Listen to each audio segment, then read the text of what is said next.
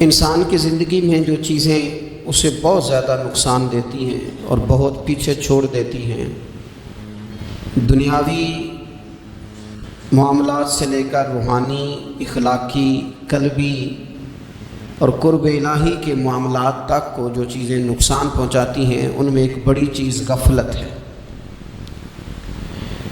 ایک لفظ ہوتا ہے جو ہمیں اکثر سننے کو ملتا ہے کہ آپ کی توجہ نہیں ہے۔ یہ ڈھیر سارے لوگوں کا مطالبہ ہوتا ہے، اہل خانہ بھی مطالبہ کرتے ہیں، کئی موقع پر والدین بھی مطالبہ کرتے ہیں، غرباء بھی مطالبہ کرتے ہیں کہ امیروں کی ہماری طرف توجہ نہیں ہے۔ اور یہ بڑی لازمی سی بات ہے کہ کسی چیز پر جب توجہ رہتی ہے تو وہ چیز بہتر ہو جاتی ہے، اور جب عدم توجہی کا لوگ مظاہرہ کرتے ہیں تو وہ معاملہ خراب ہو جاتا ہے۔ یہ جو عدم توجہ ہے اسی کو غفلت کہتے ہیں، اور جب انسان کے مزاج پر غفلت طاری ہوتی ہے اور غفلت اس پر پوری طرح غلبہ کر لیتی ہے تو پھر اس کی زرخیز زمین کو وہ بنجر کرتی ہے۔ غفلت انسانی دل کے لیے بڑی نقصان دہ چیز ہے اور انتہائی تکلیف اور ضرر کا باعث ہے۔ دلوں پر جو قحط نازل ہوتا ہے، قحط، ویران ہو جاتے ہیں دل، اور جو دلوں پر خشکی نازل ہوتی ہے کہ طبیعتیں خشک ہو جاتی ہیں، یہ غفلت کی وجہ سے ہوتی ہے۔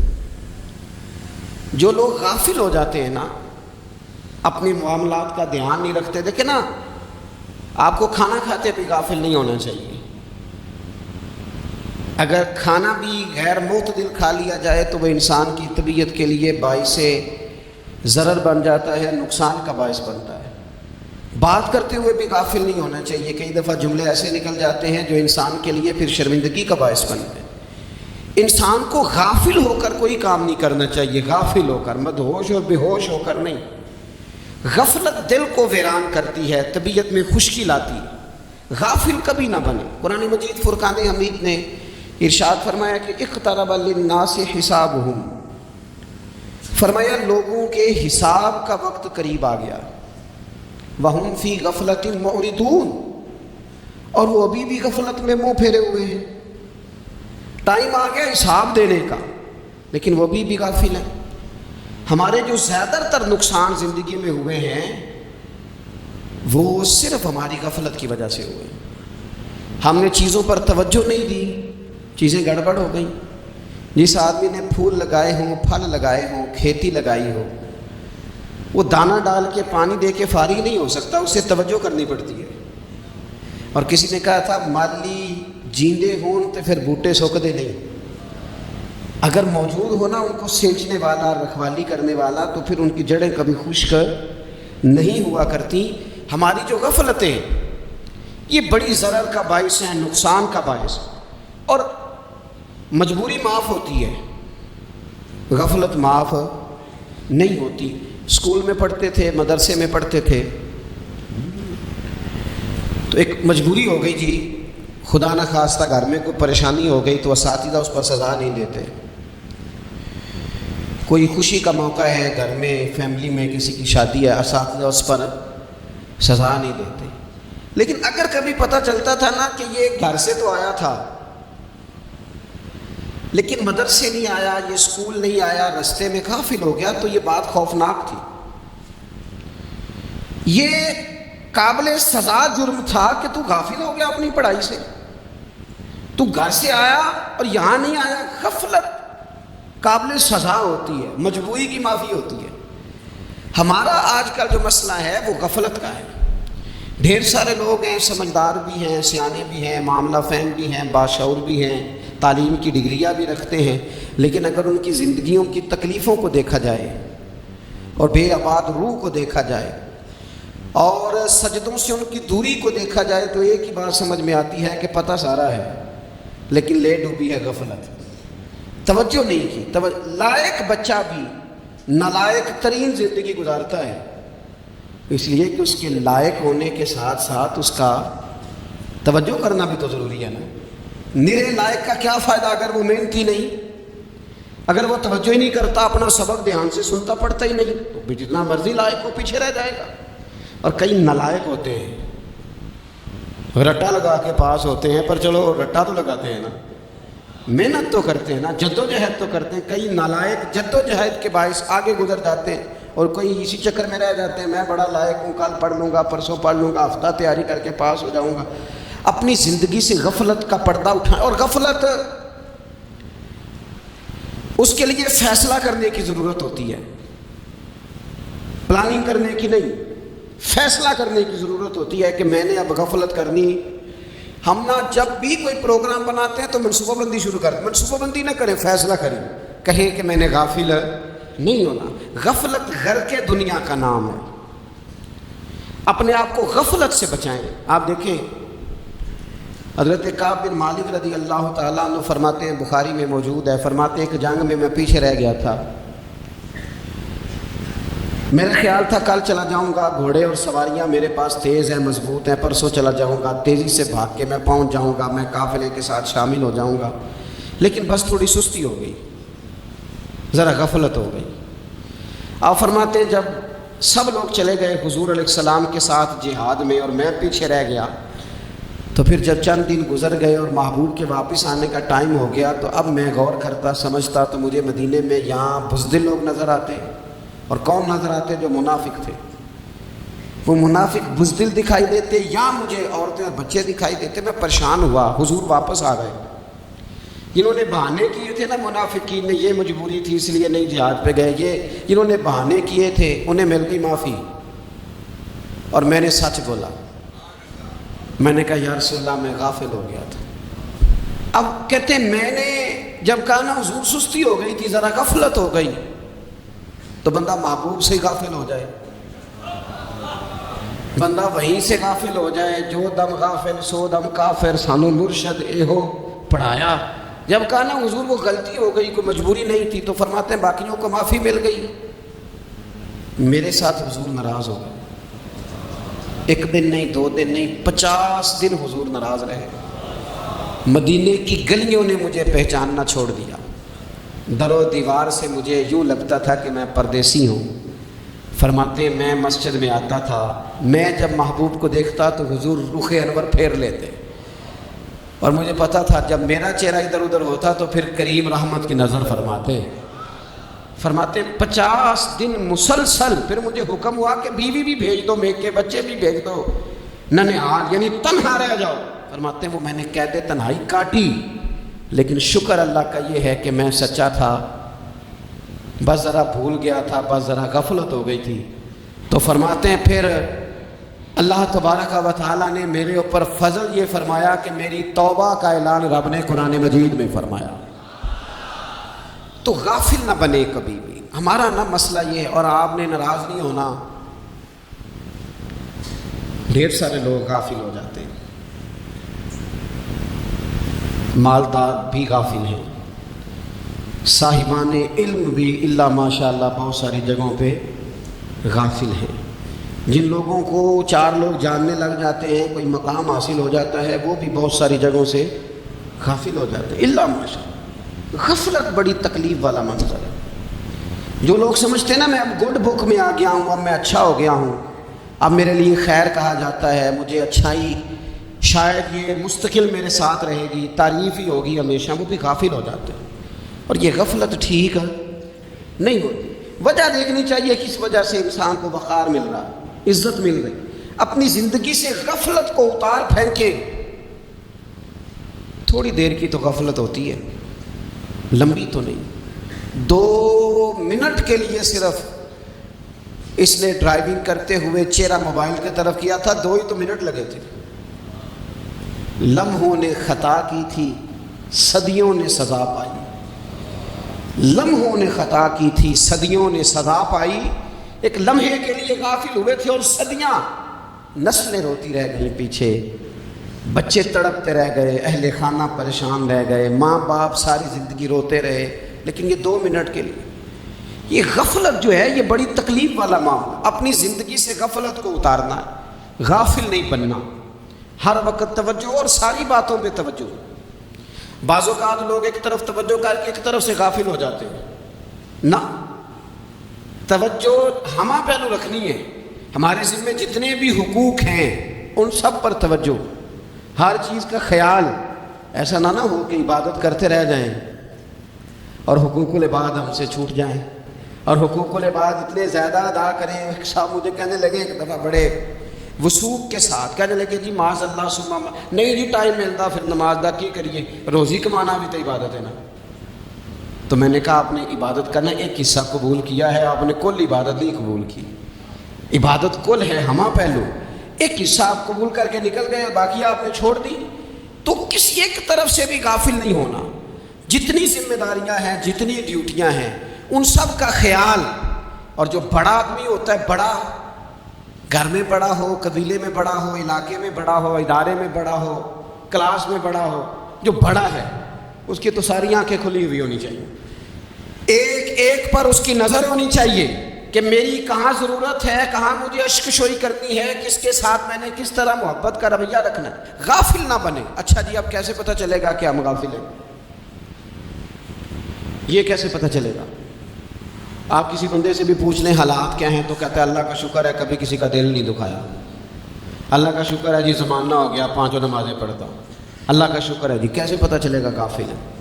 پہلی علامت ہمارے علماء اور صوفیاء نے غافل بندے کی لکھی ہے۔ اس آئینے میں نے اور آپ نے اپنا آپ دیکھنا ہے۔ غافل بندے کی پہلی علامت یہ ہوتی ہے کہ وہ دنیاوی کاموں میں چست ہوتا ہے اور اللہ اور اس کے رسول کی فرما برداری میں سست ہوتا ہے۔ یعنی نماز کے وقت تو اسے نیند ستاتی ہے، پریشانی ہوتی ہے، لیکن اگر کسی جگہ مال مل رہا ہو، پیسے مل رہے ہوں، وہاں جانا ہو تو پھر اسے کوئی چیز بھی تنگ نہیں کر۔ دنیاوی کاموں میں چست ہوگا، یعنی ٹی وی کے آگے، موبائل کے آگے وہ گھنٹوں بیٹھا ہوا ہے، اور اگر اسے 25 منٹ قرآن پاک سننا پڑ جائے، اگر اسے 20 منٹ دینی محفل میں بیٹھنا پڑ جائے، اگر اسے کہا جائے کہ تو 20 رکعت نماز نفل ادا کر، دنیاوی کاموں میں چست ہے، دینی کاموں میں، یہ غفلت کی پہلی علامت۔ پھر ذاتی معاملات پہ پیسہ خرچ کرنا ہو تو ڈھیر سارا، کسی غریب کی مدد کر دی ہو تو۔ وہ ہمارے ایک دوست ہیں، وہ اکثر کہا کرتے ہیں، وہ کہتے ہیں آج کل کسی سے کہنا فلائی کام میں، دینی کام میں، کسی کی مدد میں کچھ 4 پیسے خرچ کرنے ہیں تو لوگ کہتے ہیں ہاتھ تنگ ہے۔ ہاں کچھ سستا پلاٹ ملتا ہو نا، اور اگر یہ سمجھ آ جائے کہ وہ مجبور ہے بیچارہ بیچنے والا، تو پھر کہتے ہیں میں 2-3 دوستوں کو پھاڑ لے سن۔ ذاتی کاموں میں جب بندہ چست ہو اور دینی کاموں میں سست ہو تو مطلب یہ ہے کہ بندہ غافل ہے۔ پہلی علامت غفلت کی۔ اور غفلت کی دوسری نشانی یہ ہے کہ انسان گناہ کے کاموں کو معمولی سمجھنے لگ جاتا ہے، یہ غافل بندے کی نشانی ہے۔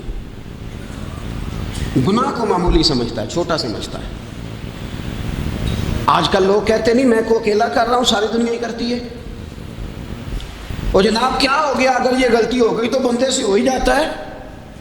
گناہ کو معمولی سمجھنا، چھوٹا سمجھنا، اور کہنا پھر کیا ہو گیا ہے، انسان سے غلطی ہو جاتی ہے۔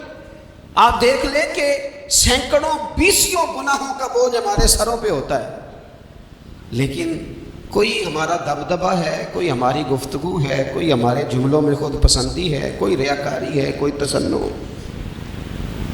یہ غافل بندے کی علامت ہے۔ نبی اکرم صلی اللہ تعالیٰ علیہ وآلہ وسلم نے فرمایا مومن اپنے گناہوں کو پہاڑ کی طرح سمجھتا ہے، یہ بخاری میں حدیث ہے۔ مومن پہاڑ کی طرح جانتا ہے اور وہ ڈرتا ہے کہ کہیں وہ پہاڑ اس کے اوپر گر نہ جائے، یعنی کہیں مجھے میرے گناہ کی سزا نہ مل جائے۔ چھوٹے گناہ کو بھی پہاڑ جانتے، یار مجھ سے غلطی ہو گئی، مجھے ٹھیک کر لینی چاہیے، مجھے معافی لے لینی چاہیے، مجھے توبہ کر لینی چاہیے۔ مومن اپنے اوپر گناہ کو پہاڑ کی جانب سمجھتا ہے۔ اور حضور علیہ الصلوۃ والسلام فرماتے ہیں کہ یہ جو فاسق اور فاجر ہوتا ہے نا، اللہ کا نافرمان، یہ گناہ کو مکھی کی طرح سمجھتا ہے، یہ سمجھتا ہے میں نے اشارہ کرنا ہے مکھی نے اڑ جانا ہے۔ مومن کی علامت یہ ہے کہ وہ پہاڑ جانتا ہے، اگر غلطی ہو جائے تو پہاڑ۔ امام اعظم ابو حنیفہ رحمۃ اللہ علیہ گزر رہے تھے تو بارش ہو گئی تھی اور کوفہ میں کیچڑ تھا، تو آپ نے جو جوتے پہنے ہوئے تھے ان جوتوں سے چلتے ہوئے نا آپ کے پاؤں سے کچھ مٹی اڑی، تو سامنے ایک یہودی تھا، اب اس زمانے میں دیواریں کچی ہوتی تھیں، اس کے دیوار پر جا کے وہ مٹی جو تھی وہ لگ گئی۔ اب امام صاحب بڑے پریشان ہوئے کہ میں نے اس کی دیوار کو آلودہ کر دیا۔ یہاں تو لوگ اپنی اینٹیں رکھتے رکھتے کنیوں کی دیواریں توڑ ہی دیتے ہیں، اور پھر وہ اس پر ماننے کو بھی تیار نہیں ہوتے، تسلیم کرنے کو بھی تیار نہیں ہوتے۔ وہ کہتے ہیں پھر کیا ہو گیا، اب ہمارا یہاں گھر ہے تو ہم نے ٹرالی منگوانی نہیں تھی، ہمارا حق بنتا تھا۔ امام صاحب کے پیروں سے ذرا کیچڑ اڑا، یہودی کی دیوار پہ لگا، اس کی کچی دیوار تھی۔ امام صاحب پریشان ہو گئے، سوچنے لگے کہ اگر میں دیوار سے یہ کیچڑ اتارتا نہیں تو یہ بھی زیادتی ہے، میں نے اس کی دیوار کو گدلا کر دیا ہے، اور اگر میں اتارتا ہوں تو کچھ مٹی اس کی دیوار کی بھی اتر جائے گی، کچی دیوار ہے، یہ بھی زیادتی ہے۔ مومن گناہ کو پہاڑ کی طرح سمجھتا ہے کہ کہیں گر نہ جائے، اس کی بھی کہیں سزا نہ مل جائے۔ امام صاحب نے اس کے دروازے پہ دستک دی، وہ باہر آیا تو اتفاق سے وہ آپ کا مقروض بھی تھا، اس نے پیسے دینے تھے۔ باہر نکلتے ہی کہنے لگا اوہ آپ تو قرض لینے آ گئے، میرے پاس تو ابھی گنجائش نہیں ادا کرنے کی۔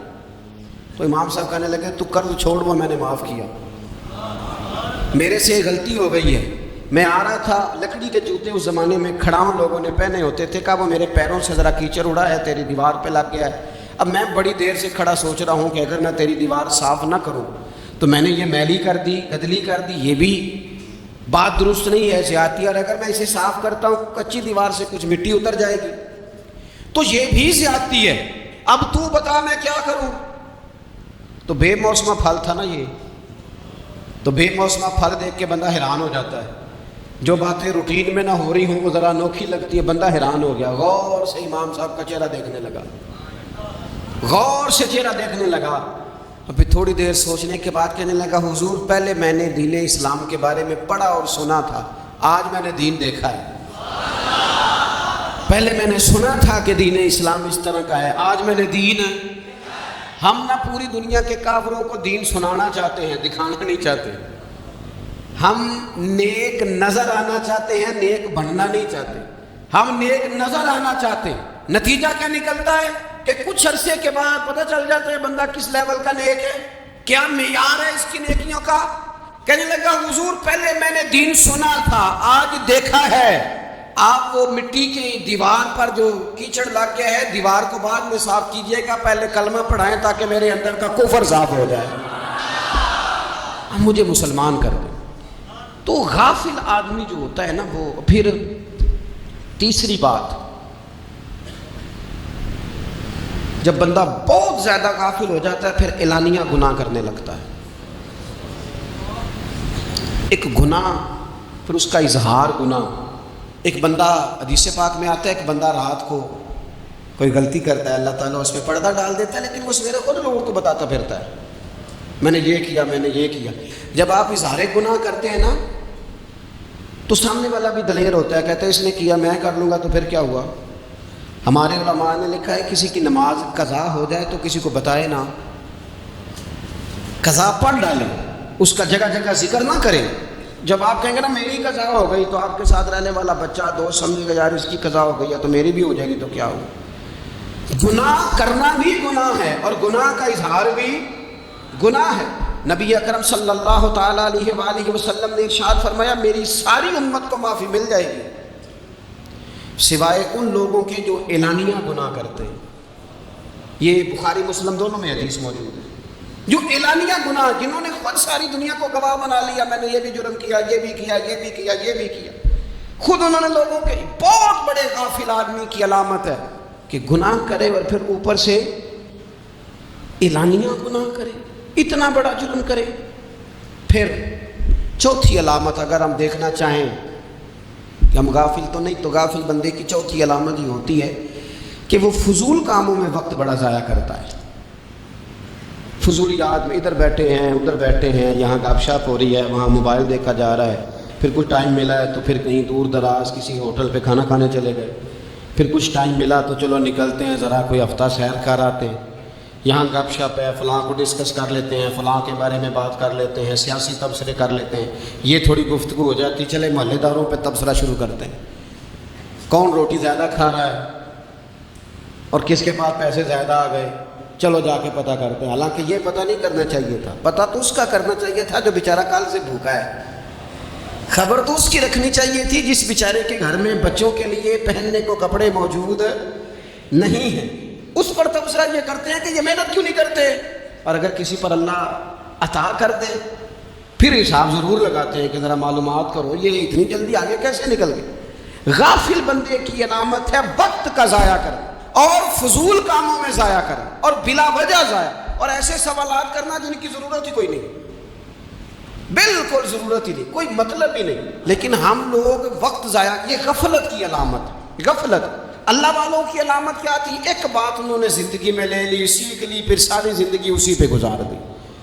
ان کا ارادہ تھا نا کشکول سیدھا کیا۔ کچھ لوگ ساری زندگی لیکچر قبول لے کے سن کے پھر بھی سمجھنے کو تیار ہے، یہ غافل دل کی علامت ہے۔ اس لیے نبی پاک صلی اللہ تعالیٰ علیہ وسلم نے فرمایا دو نعمتیں ایسی ہیں جن میں اکثر لوگ غفلت میں ہیں، ایک صحت اور دوسری فراغت۔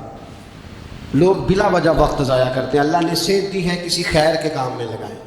اگر آپ کے پاس فارغ وقت ہے تو قرآن پاک کو یاد کریں، ترجمہ اور تفسیر سے پڑھیں، محبوب پاک علیہ السلام کی احادیث کو یاد کریں، اللہ والوں کی باتیں سنیں۔ وقت ملے تو عبادات میں لگائیں، نوافل میں لگائیں، تلاوت میں لگائیں، ذکر اذکار میں لگائیں، اور پھر اللہ مزید توفیق عطا کرے تو کسی کے بھلے میں وقت لگائیں۔ گلی سے کوئی کانٹا اٹھائیں، کوئی روڑا اٹھائیں، کوئی کسی کی مدد کریں، لیکن یہ غافل ہونے کی علامت ہے کہ اپنے وقت کو ضائع کرنا۔ اور پھر اسی طرح غفلت کی پانچویں علامت یہ ہے کہ اگر بندے کو دنیا سے پورا پیار ہو جائے، یعنی شب قدر میں بھی آ کے کہتا ہے یا اللہ کبھی پیسے دے دینا، شب برات والے دن بھی کہتا ہے کہ مالک اگر کبھی کوئی ایسا سبب لگ جائے نا، یعنی بیت اللہ شریف کے سامنے کھڑے ہو کے بھی اگر اس نے مال ہی مانگنا ہے وہاں بھی اس نے یہی سوال کرنا ہے، حب پہ دنیا اتنی غالب آ جائے تو یہ غافل ہونے کی علامت۔ دنیا ضرورت ہے، مقصد نہیں ہے، دنیا کی حاجت ہے، مقصد نہیں ہے، یہ مقصود نہیں۔ اور جب لوگ فقط دنیا کے مال کو، دولت کو، نبی پاک علیہ السلام نے فرمایا وہ لعنتی ہے جو درہم اور دینار کا بندہ بن گیا ہے، پیسوں کا بندہ بن گیا ہے، مل جائے تو خوش ہوتا ہے، نہ ملے تو تکلیف میں آ جاتا ہے۔ یہ غافل بندے کی علامت۔ مومن تو وہ ہوتا ہے کہ دولت رزق حلال ضرور کماتا ہے تاکہ کسی کے آگے ہاتھ نہ پھیلانا پڑے، کوشش ضرور کرتا ہے، پر دنیا کو جیب میں جگہ دیتا ہے، دل میں نہیں دیتا۔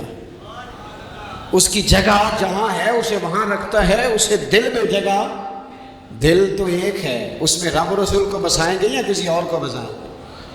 تو حب دنیا یہ غافل ہونے کی بہت بڑی علامت ہے۔ پھر اسی طرح جو بندہ رب کریم کو جانتا نہیں نا وہ بھی غافل ہو جاتا ہے۔ ایک تو جو یہ نہیں نہ جانتا کہ رب کریم سزا دے گا، وہ مجھے دیکھ رہا ہے، اسے نہ اونگ آتی ہے نہ نیند آتی ہے، جو اس کی معرفت نہیں رکھتا کہ میرا رب ہر وقت مجھے دیکھ رہا ہے، وہ بھی غافل ہو جاتا ہے۔ جسے پتہ ہونا کہ مجھے دیکھ رہا ہے وہ غافل نہیں ہوتا۔ اور جو یہ سمجھ لیتا ہے نا کہ شاید معاذ اللہ ثم اس یقین کو پکا نہیں کرتا، وہ غافل ہو جاتا ہے۔ اور ایک جو یہ نہیں نہ جانتا کہ رب مہربان کتنا ہے، وہ بھی غافل ہو جاتا ہے۔ مجھے بتائیے سب سے زیادہ تو بندہ اس کے دروازے پہ جاتا ہے نا جو سب سے زیادہ مہربانی کرنے والا ہو، اس دروازے سے بندہ اٹھتا ہی نہیں۔ تو جس کو یہ یقین ہو جائے نا سب سے زیادہ کرم فرمانے والی ذات اللہ رسول کی ہے، وہ کبھی رب رسول سے غافل نہیں ہوتا، وہ کبھی اللہ رسول کا دروازہ چھوڑ کے نہیں جاتا، وہ کبھی کسی اور جگہ جا کے پناہ تلاش نہیں کرتا۔ جسے پتہ چل جائے نا وہ کریم کتنا ہے، مہربان کتنا۔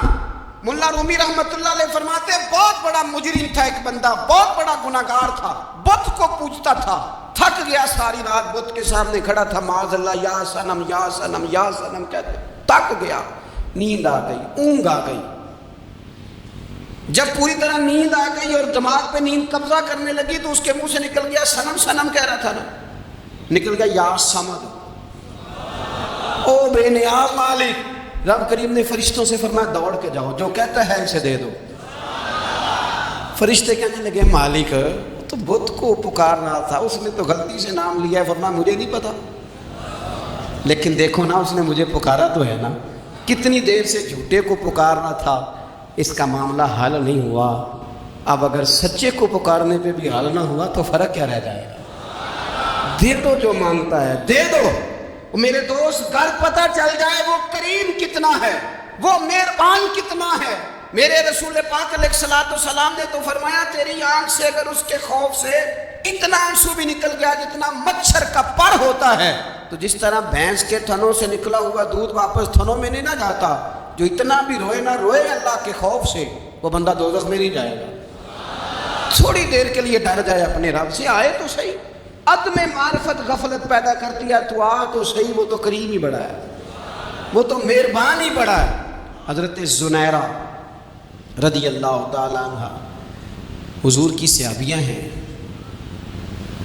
ایام جو مکے کے تھے مسلمانوں پر بڑی آزمائش کے تھے، انہیں بڑا مارا کفار نے، اتنا مارا کہ ان کی بینائی چلی گئی، نظر آنا بند ہو گیا۔ کافروں کی عورتوں نے تانا دیا کہ تو نے ہمارے بت چھوڑے ہیں نا، تو دیکھنا تیری بینائی چلی گئی۔ تو جناب زنیرہ اللہ پہ بھروسہ، توکل، معرفت الہی کا جذبہ، اٹھ کے کھڑی ہو کہنے لگی چپ کرو، تمہارے جھوٹے بت کیا کر سکتے ہیں، میرا رب چاہے تو صبح جب میں اٹھوں تو میری آنکھیں روشن ہوں، اگر کریم کرم کر دے۔ لوگ کہتے ہیں واقعی ایسا ہوا، جب وہ سویرے اٹھی تو اللہ نے ان کی روشنی واپس کر دی۔ تجھے پتہ چل جائے نا وہ مہربان کتنا ہے۔ وہ ایک بزرگ تھے تو ان سے کسی نے کہہ دیا کہ اگر آپ کا حساب آپ کے ماں باپ کے ذمہ ہو جائے تو پھر کیسا، پوچھنے کے لیے قیامت میں اگر ماں باپ حساب لیں تو پھر کیسا۔ تو بڑے سیانے لوگ تھے جو دل والے تھے، کہنے لگے نہیں، رب کریم ہی ٹھیک ہے، اس لیے کہ وہ ماں باپ سے کہیں بڑھ کر پیار کرنے والا ہے۔ اگر یہ معرفت مل جائے وہ کریم کتنا ہے۔ اور جب بندہ پوری طرح اس کی بارگاہ میں آ کے تڑپ جاتا ہے نا، مولا میں جاؤں کدھر، تیرا دروازہ چھوڑ کے جاؤں کدھر۔ اقبال کہتے ہیں ایک سجدہ جسے تو گراں سمجھتا ہے، 1000 سجدوں سے دیتا ہے آدمی کو نجات۔ تجھے جگہ جگہ جھکنا نہیں پڑے گا اگر تو صحیح معنوں میں اپنے رب کی بارگاہ میں جھک جائے۔ تو میرے عزیز کوشش کریں کہ اس کی معرفت، اس کا کرم، اس کی عطا اور اللہ تبارک و تعالیٰ کے حاضر و ناظر ہونے پر عین الیقین، حق الیقین حاصل کریں۔ اور پھر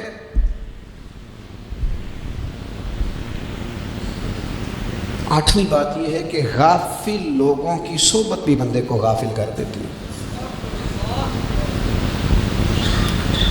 غافلوں کی صحبت میں نہ بیٹھے، ان کی صحبت میں بیٹھے، ان کے پاس بیٹھنے سے دل میں رب رسول کی محبت پیدا ہوتی ہے۔ غافلوں سے بچیں۔ چنگیاں دے لڑ لگی ساں تے چولی چ پھل پئے، تے جدوں میں پیڑیاں دے سنگ رل گئی تے میرے اگلے بھی ڈول گئے۔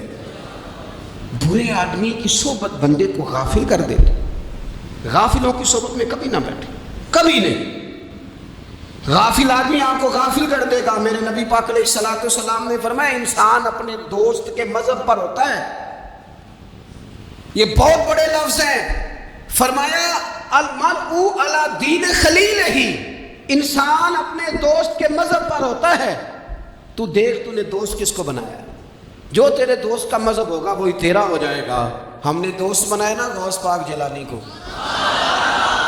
ہم نے یاری لگائی ہے نا داتا علی اجمیری سے، ہماری نسبت ہے نا معین الدین اجمیری سے، ہمارا تعلق ہے نا بہاؤالدین زکریا ملتانی سے، ہمارا رشتہ ہے نا حضرت مجدد الفسانی سے، ہم ماننے والے ہیں نا اعلیٰ حضرت بریلوی کے، ہمارا تعلق ہے کبھی جماعت علی سے کبھی مہر علی سے، ہمارا ان سے تعلق ہے تو صبح شام ہماری زبان پر آتا ہے بالغ الغلا بکمال کشفت دجا بجمال حسنت جمیع خصال صلو علیہ وآلہ۔ ان سے تعلق جڑا ہے نا تو کئی دفعہ تنہائیاں تڑپا دیتی ہیں اور تڑپ کے کہتے ہیں اج سکھ متران دی ودیری، اج سکھ متران دی، سکھ کہتے ہیں اڈیق کو، متر کہتے ہیں محبوب کو۔ اج سکھ متران دی ودھیری ہے، ایک کیوں دلڑی اداس گھنیری ہے، لو لو وچ شوق چنگیری ہے، اج نینا لائیاں کیوں جھڑیاں، سبحان اللہ سبحان اللہ سبحان اللہ۔ پہلے کہتے ہیں سکھ متران دی ودھیری ہے یعنی اداس ہو، پھر حضور کے جلووں پہ نظر کرتے ہیں، کہتے ہیں سبحان اللہ سبحان اللہ، ماں اجمل کا، ماں احسانہ کا، ماں اکمالہ کا، اور پھر فوراً کہنے لگے او کتھے مہر علی، او کتھے مہر علی، کتھے مہر علی تے کتھے تیری سنا۔ اب دیکھو مشتاق اکھیں کتھے جاڑیاں، بالغ الغلا بے کمال کشفت دجا بے اور میرے اعلیٰ حضرت کہنے لگے سرور کہوں کہ مالک و مولا کہوں، باغ خلیل کا گل زیبا کہوں تجھے، تیرے تو وصف عیب تناہی سے ہیں بری، حیران ہوں میرے شاہ میں کیا کیا کہوں تجھے۔ غافل آدمی کی علامت ہے برے لوگوں کی صحبت میں، خبردار ان کے پاس نہ بیٹھنا جن کے پاس بیٹھنے سے تمہارے دلوں میں اولیاء اللہ، اللہ کے بندوں کی عداوت پیدا ہو۔ خبردار خبردار ان کے پاس نہ بیٹھنا جن کے پاس بیٹھنے سے تمہارے دلوں میں حضور کی اولاد پاک کے بارے میں شک پیدا ہو۔ خبردار اس شخص کے پاس نہ بیٹھنا جو امام حسین ابن علی کے بارے میں کوئی کمزور بات کرتا ہو، بچنا۔ خبردار اس سے بچنا جو حضور کے صحابہ کے بارے میں بات کرے، بچنا اس سے۔ جو سیدنا ابو بکر صدیق کے بارے میں کوئی دیکھو کیا مقدر ہے صدیق و فاروق کے، جن کے گھر ہی رحمتوں کے خزینے میں، بھلا کیا کہا نبی پاک۔ حضور نے فرمایا میرے اوپر جس نے نیکی کی تھی بدلہ دے دیا ہے۔ یہ جو میرے ابو بکر صدیق ہے نا، ان کو میں اللہ کی بارگاہ میں لے جاؤں گا، کہوں گا مالک تو ہی بدلہ عطا فرما۔ ایک ہاتھ میں جناب صدیق کا ہاتھ پکڑا، ایک میں حضرت عمر کا ہاتھ پکڑا، اور حضور مسجد نبوی سے باہر آ رہے ہیں۔ دیکھنے والے کی زبان سے بے ساختہ سبحان اللہ نکل گیا۔ کیا شان ہے، کیا مقدر ہے۔ تو حضور علیہ السلام رک گئے، اور روک کے فرمایا تو حیران ہو رہا ہے نا، تو حیران ہو رہا ہے نا کہ میں نے ایک ہاتھ میں ابو بکر کو پکڑا ہے، ایک میں عمر کو پکڑا ہے۔ فرمایا قیامت میں جب میری قبر کھلے گی تو میں اسی طرح قبر سے نکلوں گا، اس طرح میدان محشر میں میں آؤں گا۔ خبردار حضور وفادار، ان کے وفادار رہنا، ان کے وفادار رہنا، ان کے وفادار رہنا۔ بڑا عجیب دور آیا ہے، ہم نے یہ دور دیکھا ہے کہ لوگ حضور کے صحابہ کے بارے میں بھی بات کریں گے، اب نبی پاک کی اولاد پاک کے بارے کو بھی ڈسکس کیا جائے گا۔ اپنا منہ تو دیکھ، اپنی حیثیت دیکھ، اور پھر وہ بندے دیکھ جن کو اللہ نے چن کے اپنے محبوب کی غلامی کے لیے حضور کے قریب بٹھایا ہے۔ تو بچنا ایسے لوگوں سے، پرہیز کرنا۔ خبردار عقیدہ ستھرا رکھنا، عقیدہ ستھرا رکھنا، صاف رہنا، پاکیزہ رہنا، غافلوں کی صحبت سے بچنا۔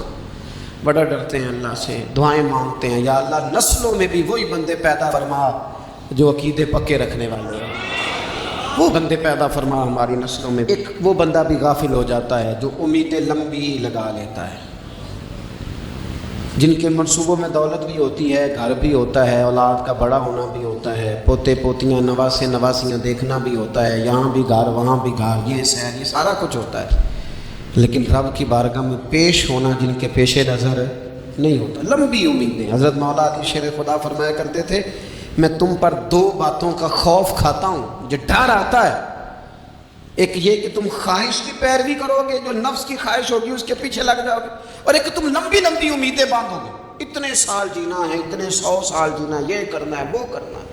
منصوبہ بندی کریں مستقبل کے لیے، وہ بری نہیں، لیکن تیاری رکھیں، اس بات کا بھی خیال رکھیں کہ اللہ کی بارگاہ میں حاضر ہونا۔ یہ غفلت کی چیزیں ہیں جو بندے کو غافل کر دیتی ہیں۔ جو لوگ اللہ کا ذکر نہیں کرتے وہ بھی غافل ہو جاتے ہیں، اور جو فضول باتیں زیادہ کرتے ہیں نا، ہنستے زیادہ ہیں۔ فَلْيَضْحَكُوا قَلِيلًا وَلْيَبْكُوا كَثِيرًا۔ قرآن کہتا ہے زیادہ رویا کرو، کم ہنسا کرو۔ نبی پاک علیہ الصلوۃ والسلام سے پوچھا تھا حضرت عقبہ بن عامر نے کہ یا رسول اللہ نجات کس چیز میں ہے؟ تو نبی پاک علیہ الصلوۃ والسلام نے فرمایا ایک تو اپنی زبان قابو میں رکھو، دوسرا فرمایا اپنے گھر میں ٹھہرے رہو، تمہارا گھر تمہارے لیے کافی ہو، فضول نہ نکلو گھر سے، اور تیسرا فرمایا اپنی خطاؤں پہ رویا کرو۔ کثرت کلام اور فضول کلام اور بلا وجہ بندے کو غافل کرتا ہے، دل کو سخت کرتا ہے۔ یہ چند چیزیں ہیں جو انسان کو غفلت میں ڈالتی ہیں۔ اپنے آپ کو ان چیزوں سے بچائیں اور غفلت کو توڑیں۔ آپ کے ذمے، میرے ذمے جو حقوق و لباد ہیں ان کا پتہ کریں، جو اللہ رسول کے حقوق ہیں ان کی خبر دیکھیں، ہماری جو ذمہ داریاں ہیں ہم کس طرح انجام دے رہے ہیں اس پر توجہ کریں، اپنے معاملات کو ٹھیک کریں۔ ہم انسان ہیں، کوتاہیاں تو رہ جائیں گی، لیکن جب کوشش کریں گے تو پھر رب تعالیٰ مدد بھی فرمائے گا۔ ایک بات اور کرنی ہے، ایک تو میں نے عرض کیا غفلت کو توڑنا، ایک دوسری بات قرآن مجید کا ایک سبق اور، جب غفلت توڑنی ہے تو پھر لازمی طور پر ایک کام کرنا پڑے گا۔ میں نے یہ عرض کیا تھا کہ پلاننگ نہیں کرنی، فیصلہ کرنا ہے، تو فیصلہ کرنا ہے تو کرنا کیا ہے؟ پھر قرآن حکیم نے سورہ بقرہ میں کہا فاستبقوا الخیرات، یعنی تم نیکیوں کی طرف دوڑو، جلدی جلدی نیکیاں کرو، فٹافٹ، دیر نہ کرو۔ فٹافٹ سے مراد یہ نہیں کہ نیکی جلدی جلدی کر جاؤ، یعنی ٹال مٹول نہ کرو خیر کے کام میں، کل کریں گے، پرسوں کریں گے، عمرہ کر رہے ہیں پھر نیکی ہیں، حج کر رہے ہیں پھر نیکی ہیں، بچے بیان ہوں پھر میں نیک ہوں، یہ تھوڑا سا یہ کام ٹال مٹ، فاستبقوا الخیرات، نیکیوں کی طرف دوڑو، جلدی کرو، بھاگو۔ نبی پاک صلی اللہ تعالیٰ علیہ وسلم نے فرمایا 5 چیزوں کو 5 چیزوں سے پہلے غنیمت جانو۔ حضور علیہ الصلوۃ والسلام فرمانے لگے ایک تو تم جوانی کو نہ بڑھاپا آنے سے پہلے پہلے غنیمت سمجھ لو۔ نبی کریم صلی اللہ تعالیٰ علیہ وآلہ وسلم ارشاد فرمانے لگے کہ اپنی صحت کو غنیمت جان لو بیماری آنے سے پہلے پہلے۔ پھر حضور علیہ الصلوۃ والسلام فرمانے لگے اگر اللہ نے تمہیں مال دیا ہے، وسعت دی ہے، تو نیکی کر لو، خرچ کر لو اللہ کے راستے، خدا نہ خواستہ تم پر غریبی آ جائے۔ اور پھر حضور سید عالم صلی اللہ تعالیٰ علیہ وسلم فرمانے لگے اگر تمہیں اللہ نے کچھ فراغت دی ہے، بہت زیادہ مصروف نہیں ہو، تو غنیمت جان لو، جلدی سے نیکی کر لو قبل اس کے کہ تم مشغول ہو جاؤ۔ اور 5ویں بات حضور نے بیان کی، فرمایا زندگی کو غنیمت جانو، موت آنے سے پہلے پہلے جلدی سے نیکی کر لو۔ نیکی کے لیے ساری زندگی منصوبہ بندی نہ کرتے رہو، نیکی کے لیے دیکھو نا، ہماری زندگی میں یہاں دنیا میں رہ کے چند منٹوں میں وہ نیکی کی جا سکتی ہے جو قیامت کے بعد صدیوں کا ہمارا فائدہ کرے گی، صدیوں کا فائدہ کرے، کرتے نہیں، پلاننگ کر رہے ہیں، منصوبہ بندی کر رہے ہیں، بس تیاری کر رہے ہیں، بس حضرت آپ دعا کر دیں، اللہ تعالیٰ دعائیں بھی قبول فرمانے والا ہے، لیکن جو نیکی نصیب ہوتی ہے اسے جلدی سے کر گزرے، اسے فٹافٹ کریں۔ میں ایک گاؤں میں گیا، اب تو خیر وہ دور نہیں رہا، یہ 10-15 سال 20 سال پہلے نا جو نوجوانوں کی مصروفیات ہوتی تھیں ان میں سے ایک مصروفیت یہ ہوتی تھی کہ گندم لے کے چکی پہ جانا ہے، آٹا پسوا کے لانا ہے۔ یہ ایک بڑی، چونکہ سبھی گھروں کے اندر سال کے لیے گندم سٹاک کر لی جاتی تھی، تو گندم لے کے جانا یہ ایک ڈیوٹی ہوتی تھی۔ ایک نوجوان ایک گاؤں میں، اس کی مجھے تعریف سننے کو ملی، تو ایک بوڑھی اماں کہنے لگی یہ تو بڑا نصیباں والا ہے، سارے کا ہی آٹا پہ آلے ہوتا ہے، اور آتے جاتے پوچھ لیتا ہے کہ اماں، کوئی کہنے لگی میرے بچے باہر ہوتے ہیں، یہ مجھے دوائی بھی لا دیتا ہے شوگر کی، میں مریضاں ہوں، یعنی خیر جتنی ہو سکے جتنی۔ میرے ایک سنگی ہیں، تو سڑک پہ کوئی بندہ کھڑا ہوتا ہے نا، اللہ تعالیٰ انہیں سلامت رکھے، بندہ کھڑا ہوتا ہے تو کہتے ہیں میں اس سے پوچھ لیتا ہوں بابا جی کدھر جانا ہے، فلانی جگہ جانا ہے، تو کہتے ہیں میں موٹر سائیکل پہ بٹھا لیتا ہوں۔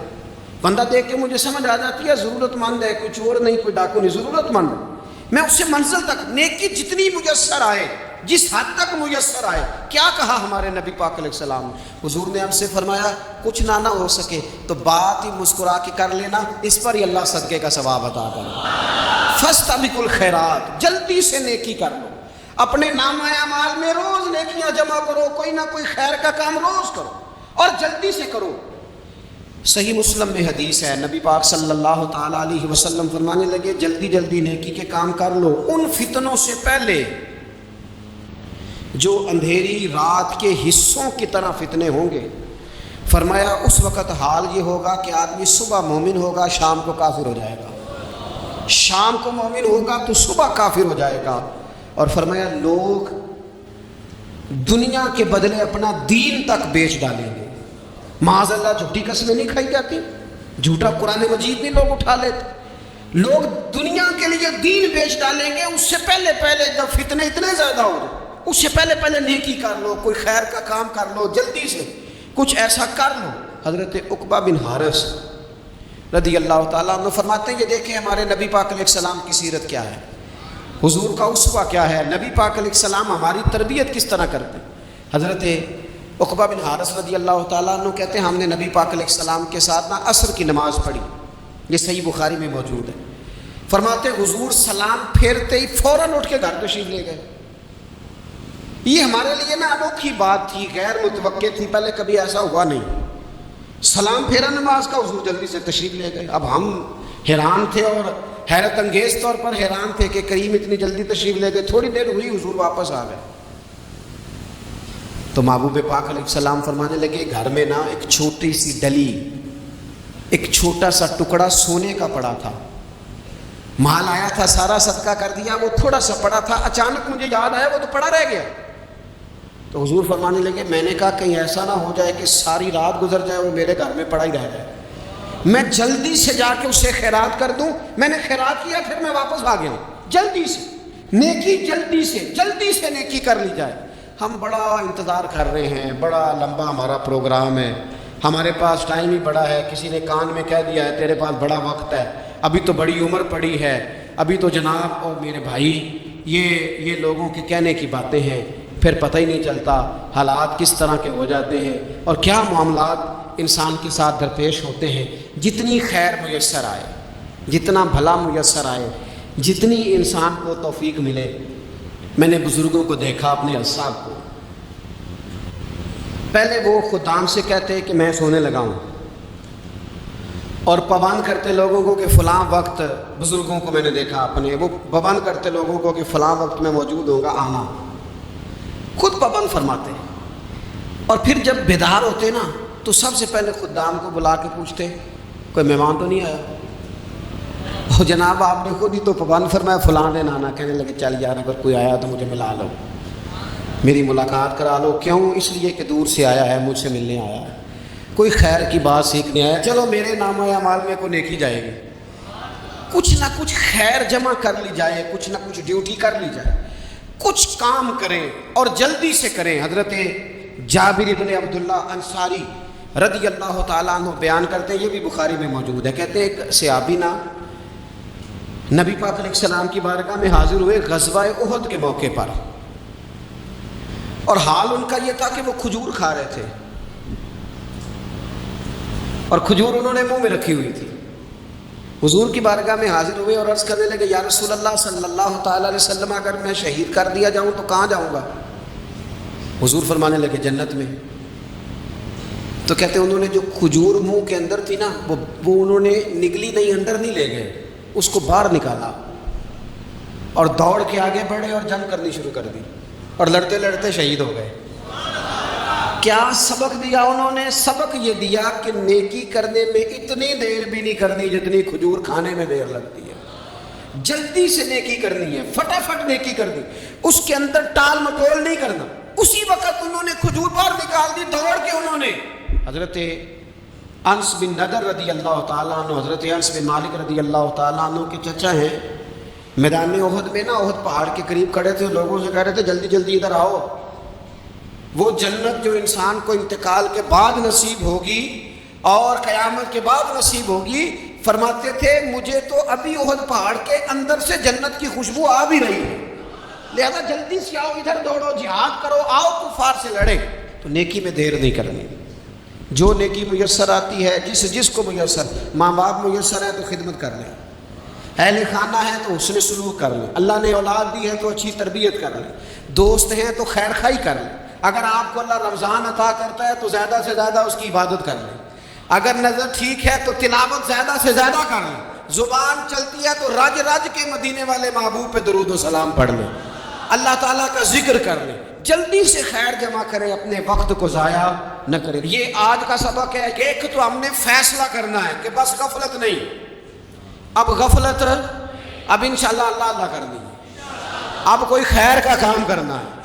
میرے حضرت کا ایک جملہ کبھی نہیں بھولنا، فرمایا کرتے تھے زمین کے اوپر کام، نیچے جا کے آرام، یہ چھوڑ دیں اتنے گھنٹے سونا ہے تو یہ کرنا ہے تو میری نیند میں دخل کوئی نہ ڈالے، پھر سوتے ہی رہ جائیں گے، سوتے ہی رہ جائیں۔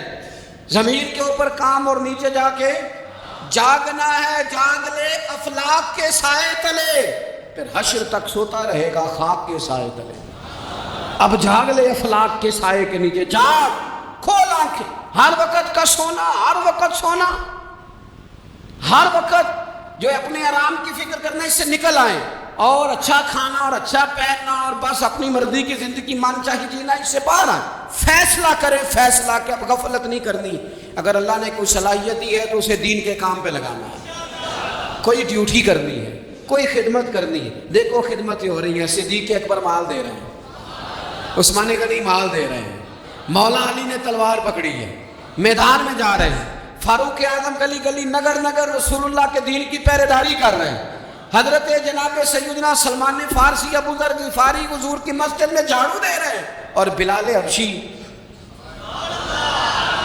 वो नबी पाक की मस्जिद में अजान पढ़ते पढ़ते रब ने इतना उरूज फरमाया कि काबे की छत पे खड़े होकर भी अजान पढ़ने लगे। उन्हें अजान दे तो कोई काम करना है, गफलत को तोड़ना है और नेकी करनी है, जरा जल्दी जल्दी खैर का काम करना है। नहीं ऐसे नहीं, फटाफट। कैसे जी? फटाफट। तो फटाफट काम करें खैर का, जल्दी जल्दी। तो ये खैर का काम फटाफट, जल्दी जल्दी और बड़ी जल्दी और दौड़ धूप के। और जब आप करते जाएंगे ना तो फिर अल्लाह ताला मौके बनाता जाएगा। आपसे मेरी अपील है, बिलखुसूस मेरे साथ जो वाबस्ता संगी हैं, जो प्यार करने वाले हैं, दो बातें आज आपने लेके जानी है घर। यही लंगर है, यही आपके लिए दुआ है, यही हमारे बुज़ुर्गों का फैज़ है, यही नसीहत है कि आपने दो बातें लेके जानी है। गफलत तोड़ देनी है, फैसला करना है कि आज के बाद गाफिल नहीं होना। और दूसरी ये बात लेके जानी है कि नेकी जल्दी जल्दी, फटाफट फैसला, फटाफट नेकी। एक करके फिर इंशाल्लाह दूसरी करके फिर इंशाल्लाह तीसरी करके फिर इंशाल्लाह चौथी। ये शुरू करनी है और आप देखेंगे अल्लाह ताला मेहरबानी फरमाएगा, मदद करेगा।